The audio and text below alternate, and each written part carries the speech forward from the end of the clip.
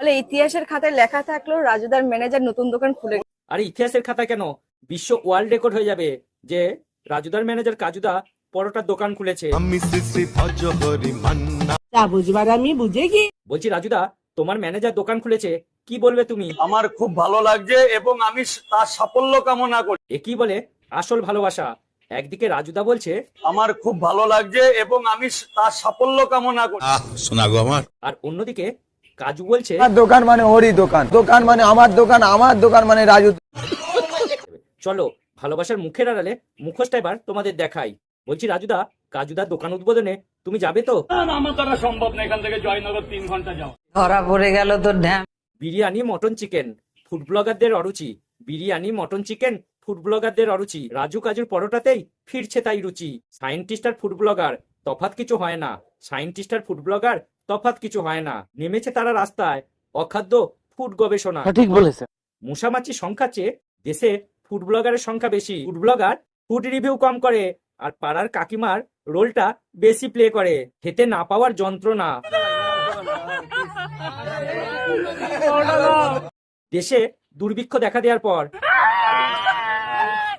দিদিতে গেলার পর যখন শালা পেটের গন্ডগোল হয়।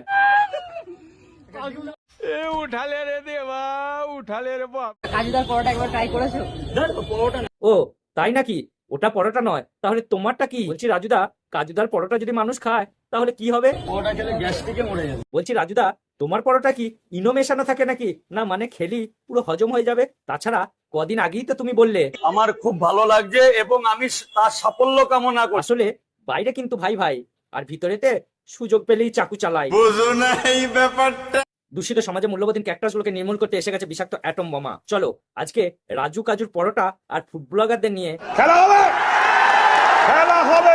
ভিডিওটা শুধুমাত্র ফানি বা এন্টারটেনমেন্টের জন্য বানানো হয়েছে, তাই ভিডিওটাতে কাউকে ব্যক্তিগত আঘাত করা আমার উদ্দেশ্য নয়। শুধুমাত্র ভিডিওটা দেখুন আর আনন্দ নিন, আর ভালো লাগলে চ্যানেলটা অবশ্যই সাবস্ক্রাইব করবেন। ঠিক আছে ঠিক আছে। আর এই কাজু রাজুর পরোটা নকল করতে গিয়ে পুরো রুটি বানিয়ে দিয়েছে। আরে আমি নয়, কাজুর কাস্টমারই বলছে। কাজুদার পরোটা তো খেলি, কেমন লাগলো? পরোটা না, রুটি তো পুরো মজা আয়া।